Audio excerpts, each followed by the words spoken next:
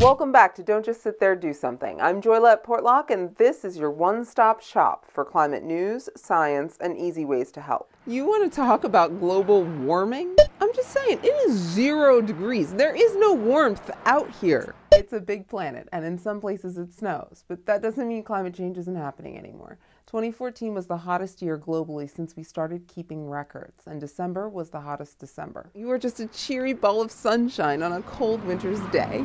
97% of climate scientists agree that our actions, burning fossil fuels and deforestation, are warming the planet and disrupting the Earth's systems in all kinds of ways, most of which are already starting to be really unpleasant for humanity. Here's a hot topic: wildfires. Humans have always been fascinated by fire for its usefulness and its danger.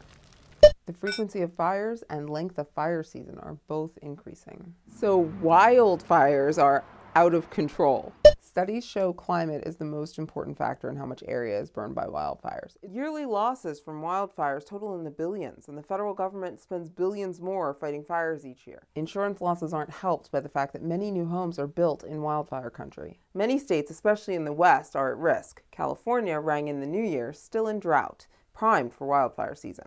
Increasing temperatures and drought because of climate change are predicted to keep turning our forests into kindling. So more heat and more drought means more fires. Also, bugs. Right. Wait, bugs? How is that because of climate change? In a warmer world, lots of things that used to die in the winter, like pine beetles, don't. Drought makes it easier for beetles to attack the trees, and earlier springtime means they can spread more widely. Colorado, for example, has lost millions of acres of forest to the beetles already. It's the totally messed up circle of life! And fires make air quality worse. Fire is necessary for the long-term health of a forest, but it's not really good for people, or most living things, in the short term. Mythical creatures do not count. Somebody wrote in to say that we have more fires because the Obama administration is letting the fuel build up. It's true that in recent years, with some pretty big fires and budget constraints, money has often been moved from prevention strategies to combating wildfires when they happen. In 2014, a 5-year effort between national, state, tribal, regional, and local leadership produced a comprehensive plan for how best to deal with wildfires, including the best places for prevention.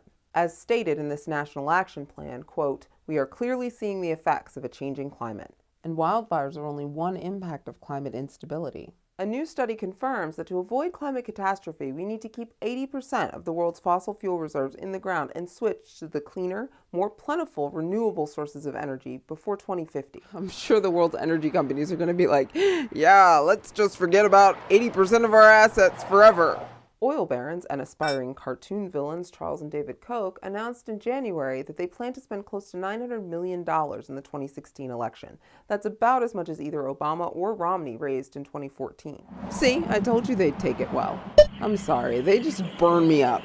No one said changing our whole cultural approach to energy would be easy, but there are signs that political reality is finally getting closer to actual reality. The Environmental Protection Agency is now planning to tackle methane leaks from the oil and gas industry, so thanks for taking the last video's actions to encourage that step. Also, Obama has reached separate agreements with the presidents of India and China to make climate action a priority ahead of international negotiations in Paris later this year. Importantly, both China and the U.S. made concrete pledges to reduce climate pollution. But Congress hasn't agreed, so how is this news? Believe it or not, even just having the Chinese and American leaders out there together saying we're going to work with each other to solve this problem is sort of amazing progress. While the executive branch is working for climate stability, the new Congress seems intent on keeping our heads in the rapidly eroding sand. Here are 2 easy things you can do right now in the fight against climate change. First, you may have noticed that everything these days comes in plastic, which is both made from and transported using fossil fuels.